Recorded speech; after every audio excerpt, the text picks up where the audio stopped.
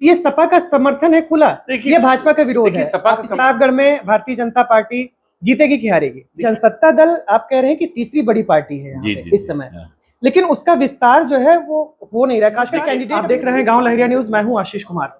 गांव लहरिया न्यूज के कार्यालय पर आज उत्तर प्रदेश की राजनीति में जो एक रसूख रखते हैं, अपना खुद की पहचान रखते हैं और कार्यकर्ताओं के लिए 24 घंटे में कभी भी कोई वक्त हो हाजिर रहते हैं, ऐसे अपने कार्यकर्ताओं के दिलों पे राज करने वाले बेताज बादशाह प्रतापगढ़ के हमारे साथ में अक्षय प्रताप सिंह, जिन्हें पूरा इलाका गोपाल भैया के नाम से जानता है, गोपाल जी के नाम से जानता है, हमारे साथ मौजूद है।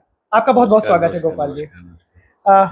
खासकर ये चुनावी समय चल रहा है और ऐसे में जब पूरे देश में राजा की सियासत की चर्चा हो रही है तो देखा जाए कि राजा के हनुमान आप हैं ना? हनुमान नहीं है, चलिए जो भी आप कह दीजिए। जनता ये मानती है कुछ भी हो कि राजा के आप हनुमान माने जाते हैं, उनके आप भाई हैं, भरत मैं कह सकता हूँ, राजा के आप भरत माने जाते हैं।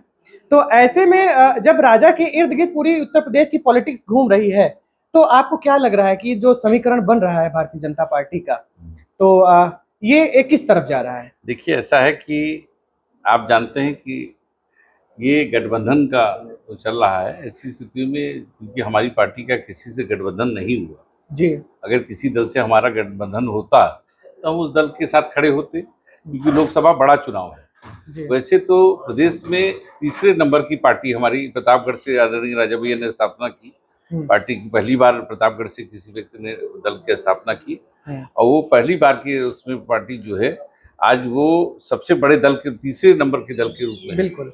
2 विधायक एक एमएलसी ना कांग्रेस के हैं ना बसपा के हैं जी। तो लेकिन क्योंकि लोकसभा बड़ा चुनाव होता है तो बिना गठबंधन नहीं हुआ, इसलिए हम लोगों ने किसी के खुल के किसी के साथ गठबंधन नहीं हुआ, इस बात का अफसोस है? नहीं, अफसोस की राजनीति में अफसोस किसी बात का नहीं, क्योंकि राज्यसभा में आपने देखा है तरीके समर्थन दिया था। जितने भी दल हैं जी, जितने भी दल हैं आज जितने भी दल हैं वो बिना अगर वो उनके राष्ट्रीय अध्यक्ष किसी से गठबंधन न करें तो एमएलए नहीं जीत पाएंगे।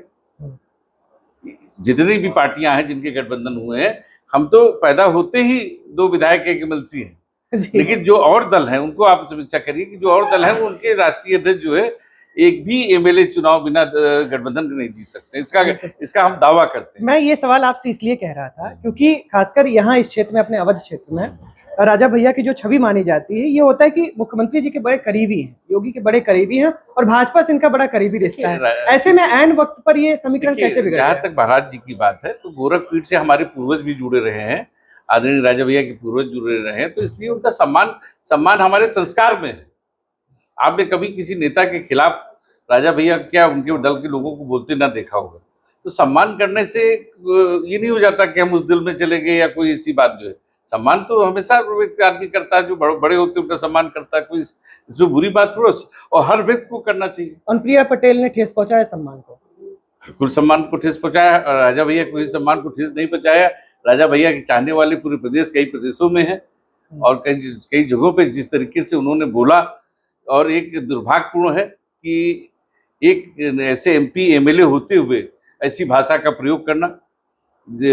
आज राजतंत्र खत्म हुए, 1947 में राजतंत्र खत्म हो गया और ईवीएम से तो जनसेवक पैदा होते हैं ना, जनसेवक पैदा होते हैं, वो भी 5 साल के लिए पैदा होते हैं, और आप इस तरह से कह रहे हैं कि साहब इस तरह ये भाषा का प्रयोग करना, उसका से स्वाभाविक बात है कि राजा भैया के कार्यकर्ताओं में, समर्थकों में, परिवार जो राजा भैया ने हमेशा समाज को ही अपना परिवार माना। बिल्कुल। और ये तो गठबंधन के बाद जो सीटें मिली उसमें किसी बैकवर्ड को नहीं लड़ाया इन्होंने, ज्यादातर सवर्णों को लड़ाया, लेकिन राजा भैया को अवसर मिला तो सामान्य सीट से उमाशंकर यादव को जिला पंचायत लड़ाया, और अभी उनकी बेटी भी 25 साल की हो चुकी थी, चाहते तो अपनी बेटी को जिला पंचायत अध्यक्ष बनाते। जैसे एक ट्रेंड है कि साहब जो एमपी हो जाता है जिला पंचायत अध्यक्ष भी अपना लड़ाता है, प्रमुख भी अपना लड़ाता है, लेकिन मधु उनको जिला पंचायत पटेल को बनाया राजा भैया ने। तो राजा भैया ने कभी सामाजिक परिवार को महत्व दिया। कुंडा में मात्र 8-10 हजार ठाकुर हैं, राजा भैया ने हमेशा जो है परिवार, समाज को ही अपना परिवार। लेकिन समाजवादी पार्टी से अदावत खासकर वहां के जो स्थानीय उम्मीदवार हैं विधानसभा चुनाव में देखी गई थी, तो ये सपा का समर्थन है खुला, ये भाजपा का विरोध है? सपा का समर्थन नहीं है जी, सपा का समर्थन नहीं है, ये कार्यकर्ताओं का निर्णय है जो भी है। अब हमारे जब राजा भैया ने फ्री कार्यकर्ताओं को कर दिया तो हमारे 80% कार्यकर्ताओं को इस समय के हिसाब से हमारे ख्याल से जो आप कह रहे हैं, आप लोगों द्वारा पता चला, तो ऐसा लगता है कि समाजवादी पार्टी की तरफ ज्यादा झुकाव हमारे कार्यकर्ताओं का है। तो इससे ये आपके कार्यकर्ता ने तो यहाँ तक कहा कि केंद्रीय मंत्री ने पंगा ले लिया राजा से, राजा की पूरी सेना मिर्जापुर जा रही है, मिर्जापुर से हम उनको चुनाव हरा के दिखाएंगे। अब ये तो प्रतापगढ़ कौशाम्बी ये तो कार्यकर्ताओं की भावना है। बहुत जगह से फोन आ रहे हैं, बहुत जगह, बहुत जनपदों से ऐसा नहीं कि राजा की सेना मिर्जापुर में डट गई। अब ये हम कुछ थोड़ा कह सकते हैं, क्योंकि ये तो कार्यकर्ता कह सकता है ना। हमारे यहाँ कार्यकर्ता जो है सब कुछ है, वही भगवान है। आप अनुभवी राजनेता भी हैं, आपका बड़ा एक अनुभव है, तो इसमें सीधे शब्दों में आपका प्रेडिक्शन क्या कहता है? प्रतापगढ़ में भारतीय जनता पार्टी जीतेगी कि हारेगी? देखिए, इसकी अभी क्योंकि मतदान होना है, इस पे कोई नहीं किया जा सकता है। हमने कह दिया कि हमारे राष्ट्रीय अध्यक्ष जी ने हम लोगों को स्वतंत्र कर दिया। कार्यकर्ताओं की भावना क्या है, आपको क्या लगता है? भावनाएं तो आप खुद सर्वे कर सकते हैं, भावनाएं क्या है। कौशाम्बी में क्या आप अभी आप तमाम वीडियो देखेंगे हमारे कार्यकर्ताओं को अपने आप सब। कौशाम्बी में तो हमारे ख्याल से जो है स्थिति जो है भारतीय जनता पार्टी के विरोध में है। और प्रतापगढ़ में अभी थोड़ा सा जो है 1.5 लाख के ऊपर वोटों से हमारे ख्याल से जीत रहे हैं, जो हमको लोगों से जानकारी, हालांकि अलग बात है, लेकिन वहाँ 1.5 लाख के ऊपर से जीत रहे हैं। प्रतापगढ़ के अभी जो सांसद है संगम लाल गुप्ता जी, कल उनकी एक जनसभा थी, तो उन्होंने जनसभा में अपने ये कहा कि मैं तेली समाज से हूँ, इसलिए मुझे, और क्या राजपूत और क्षत्रिय ही यहाँ का सांसद रहेगा क्या? पहली बात तो उनको शायद जानकारी नहीं है कि 2 लोग लड़ रहे हैं, दोनों ही बैकवर्ड समाज से आते हैं, दोनों ही बैकवर्ड समाज से आते हैं। और 1947 में रियासतें खत्म हो गई हैं, फिर भी पता नहीं ये लोग रियासत के पीछे क्यों पड़े रहते हैं। और किसी राज परिवार में पैदा होना दुर्भाग्यपूर्ण तो है नहीं। अगर हम गर्व है हमको कि हम किसी राज परिवार में पैदा हुए, भगवान श्री राम भी राज परिवार में पैदा हुए, आपके महात्मा बुद्ध भी राज परिवार में पैदा हुए, शिवाजी महाराज भी राज परिवार में, तमाम ऐसे लोग हैं महापुरुष जो राज परिवार में, महाराणा भी राज परिवार में पैदा हुए। तो ऐसे तमाम लोग हैं जो राज परिवार में पैदा हुए। क्या उनसे आप इनकार कर सकते हैं? तो अच्छे आदमी नहीं थे, महापुरुष नहीं थे, तो क्या राज परिवार में पैदा होना कोई गुनाह है? ऐसा ही की भाषा बोलना, एक बार MLA रहे, एक बार सांसद रहे हैं, ये दुर्भाग्यपूर्ण नहीं है तो क्या है? उस पार्टी के लिए भी दुर्भाग्यपूर्ण है और उनके अपने लिए भी दुर्भाग्यपूर्ण। समाज इस बात को लेकर और भी ज्यादा रोष है। राजपूतों में आक्रोश तो है, इससे इनकार नहीं किया जा सकता है। भाजपा को बड़ा नुकसान पहुंचाएगा। अब इसके बारे में आप खुद चौथे स्तंभ है, आप पता कर सकते हैं। राजपूतों में आक्रोश है क्योंकि समाज में जो आवाजें आ रही जगह जगह से, जनपदों से आवाजें आ रही है, तो आक्रोश तो है। बिल्कुल। कार्यकर्ताओं, चूंकि कार्यकर्ता काफी मिलते हैं, खासकर जो जनसत्ता दल से जुड़े हुए कार्यकर्ता हैं, तो उन्हें आप पर बड़ा गुमान रहता है। कोई कुछ कहेगा? ये तो हमारा गोपाल जी तो हैं, भैया तो हैं। ये तो हमारा सौभाग्य है।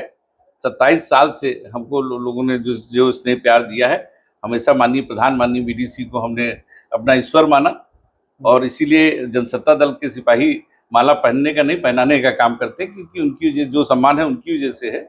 और हमारे अंदर घमंड ना आ जाए, इसलिए हम अपने मतदाताओं को माला पहनाते हैं, ताकि जो है, और ऊपर भगवान, नीचे प्रधान, बीच में क्षेत्र पंचायत सदस्य महान का हमारा नारा रहा है। तो कोई ऐसी बात है। तो यही राज है कुल मिलाकर के, ये कॉन्फिडेंस का कि गोपाल भैया बैठे यहाँ हमारे साथ। बिल्कुल बिल्कुल। और ये हर जनप्रतिनिधि से एक मतदाता को होना चाहिए, एक विश्वास ही सब कुछ है। हम कुछ अपने कार्यकर्ता को दे नहीं देते हैं। देखिए, विकास तो बहुत सारे लोगों ने किया, विकास तो अपनी जगह विकास, लेकिन उसके बाद भी सुख दुख में हाजिर होना, उनके कंधे में कंधा मिलाना, और उनको ये विश्वास रहे कि हमारे एक टेलीफोन पे हमारे लिए हमारा जनसेवक खड़ा होगा।